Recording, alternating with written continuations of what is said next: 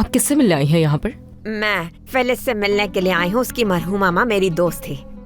हाँ, समझ गई। आप बैठिए, मैं उन्हें बुला कर लाती हूँ।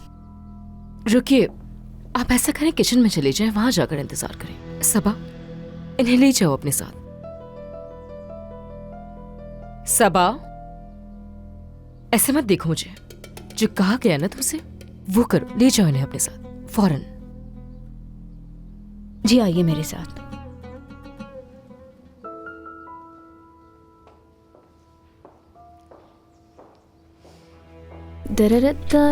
आ जाए। फिलिस साहिबा की मेहमान आई हैं। मैं सुल्ताना साहिबा को बता कर आती हूँ। खुश आमदीद। शुक्रिया। सबा, तुम इनको ऐसा करो, अंदर ले जाके बिठाओ।